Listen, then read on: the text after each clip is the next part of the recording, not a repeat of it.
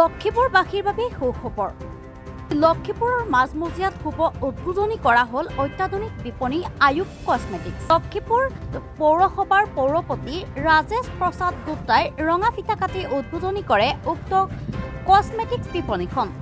সমগ্ৰ লক্ষীপুৰ তথা ইয়াৰ আশে পাশে অঞ্চলসমূহৰ এটি পৰিচিত জনপ্ৰিয় নিৰ্ভৰযোগ্য বিপণী নাম আয়ুব কসমেটিক্স। কসমেটিক্স বুলি ক'লেই লক্ষীপুৰ নগৰৰ মাজমজিয়াত থকা মৌচাক হোটেলৰ তাতে লাগি থকা নাইবা চেণ্ট্ৰেল বেংকৰ সন্মুখত থকা আয়ুব কসমেটিক্স নামটো সকলোৱে জানে। আহিছোঁ মূল বাতৰিলৈ। প্ৰথম অৱস্থাৰ পৰাই এই বিপণীখন মৌচাক হোটেলৰ লগতে আছিল, কিন্তু নতুনকৈ বিল্ডিঙৰ কাম চলি থকাৰ বাবে কিছুদিনৰ বাবে আয়ুব কসমেটিক্স বিপণীখন লক্ষীপুৰ পোষ্ট অফিচৰ সন্মুখত হস্তান্তৰ কৰা হৈছিল। ৰাইজৰ জ্ঞাতাৰ্থে জনাওঁ যে নতুনকৈ সম্পূৰ্ণ হোৱা মৌচাক হোটেলৰ গাতে লাগি থকা এতিয়াৰে পৰা আয়ুব কসমেটিক্সৰ স্থায়ী ঠিকনা। আপোনাৰ দৈনন্দিন জীৱনৰ সকলো প্ৰয়োজনীয় সা সামগ্ৰীৰ ৰূপচৰ্চাৰ পৰা আদি কৰি ছাত্ৰ ছাত্ৰীসকলৰ প্ৰয়োজনীয় বস্তুৱেই উপলব্ধ আয়ুব কসমেটিক্সত। আনৰ দোকানত কৰ্মচাৰী থাকি লাহে লাহে পইচা জমা কৰি আৰু বন্ধুসকলৰ সহায় সহযোগিতাত আয়ুব কসমেটিক্স আজি ইমান দূৰলৈ আহিছে। এয়া কেৱল ৰাইজৰ মৰম আৰু ভালপোৱাৰ ফল বুলি উল্লেখ কৰে আয়ুব কসমেটিক্সৰ স্বত্বাধিকাৰী আয়ুব আলীয়ে। আমাৰ সাংবাদিকৰ আগত লক্ষীপুৰৰ বিশিষ্ট ব্যক্তিসকলে কি ক'লে চাওঁ আহক আমাৰ এক বিশেষ প্ৰতিবেদন।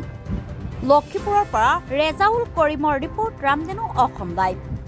নিশ্চয় মই আজি যি আয়ুব কসমেটিক্স আজি উদ্বোধনী কৰিলোঁ, উদ্বোধনী কৰি নথৈ আনন্দিত হৈছোঁ, কিয়নো মই ল'ৰাজনক বহুত দিনৰ পৰা চাই আছোঁ। লক্ষীপুৰত সি বহুত পৰিশ্ৰম কৰিছে, বেলেগৰ দোকানত কাম কৰিছে, তাৰ সততা আছিলে আৰু আজি নিজৰ ভৰিত থিয় দি ধুনীয়া এখন দোকান খুলিছে, ধুনীয়া দোকান খুলিছে আৰু ভৱিষ্যতে আৰু আগবাঢ়ি যাব বুলি মই ভাবোঁ আৰু দোকানখন সুচাৰুৰূপে চলাই লৈ যাব আৰু লক্ষীপুৰ ৰাইজেও ল'ৰাজনক আশীৰ্বাদ দিব যাতে দিনক দিনে আগবাঢ়ি যায়।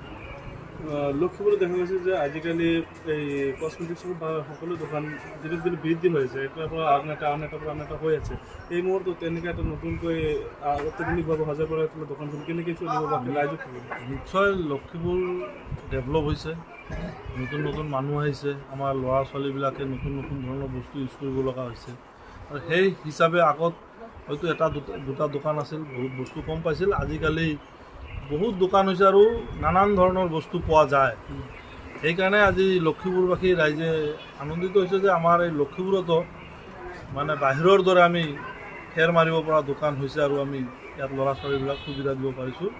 এনেকুৱা দোকান যিমানে খুলিব আমাৰ লক্ষীপুৰৰ উন্নতি হ'ব বুলি মিঠা ধৈৰ্য সহকাৰে যদি সৎকৰ্ম কৰি যোৱা যায় তেতিয়াহ'লে ইয়াৰ কৰ্ম সদায় ভাল হয়। কৰ্মণ্যেৱ অধিকাৰ আছে, মা ফলেষু কদাচলম, গীতাত কথা আছে। কৰ্ম কৰি যোৱা, কৰ্ম যদি কৰি যোৱা কৰ্ম ভাল হয়, তাৰ ফল নিশ্চয় ভাল হ'ব। ই যেতিয়া কৰ্মচাৰী হৈ আছিল মোকেই কৈছিল, প্ৰথমতে মই ইয়াক এই ঠাইত দোকান এটা দিয়াৰ সহায় কৰি দিছিলোঁ খুৰা ল'ৰাক কৰি পেলাই। আজি সেই দোকানৰ ঠাইত আজি ইমান বিল্ডিঙৰ দোকান আহিছে, গতানুগতিক ক্ৰমে সি আগবাঢ়ি গৈছে। আশা ৰাখিছোঁ আগন্তুক দিনত সি আগবাঢ়ি যাব। বিজনেছ চলে গুডউইলৰ ওপৰত, বিশ্বাসৰ ওপৰত আৰু মাৰ্কেট প্ৰাইজৰ ওপৰত।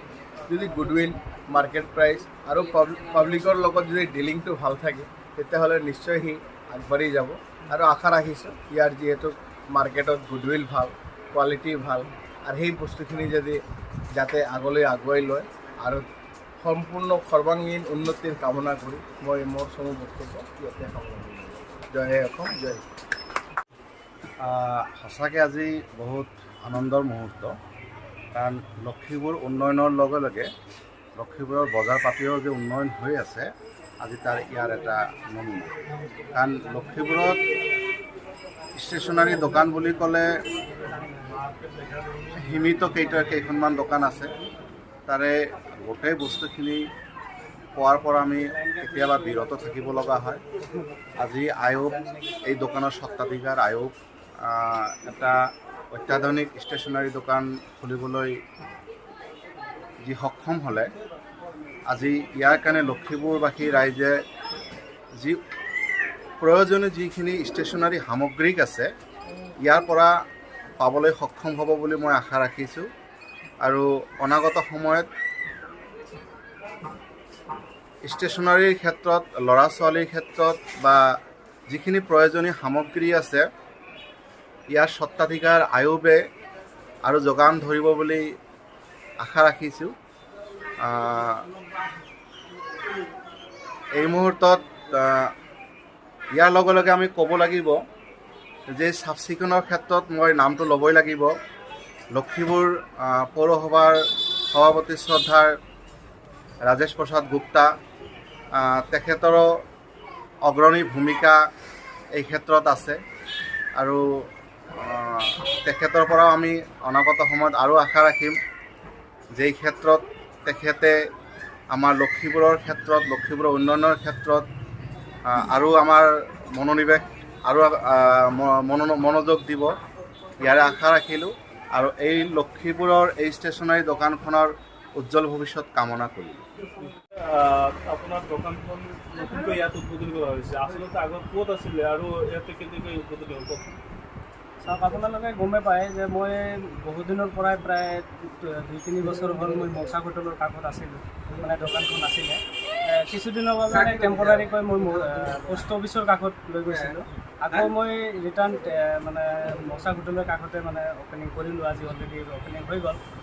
তো আপোনালোকে যেনেকৈ আগত আহিছিলে, মৰম দিছে, ভাল পাইছে, যেনেকৈ বস্তু কিনা কাটা কৰিছিলে, আগৰ দৰে ঠিক এইটো জেগাতে চেণ্ট্ৰেল বেংকৰ কাষত মাতৃ হোটেলৰ সন্মুখতে, লগতে মৌচাক হোটেলো আছে। আপোনালোকে ভাল চিনি পোৱা জেগা হয় এইটো। তো আপোনালোকে আগৰ দৰে ঠিক এইটো জেগাতে পাব।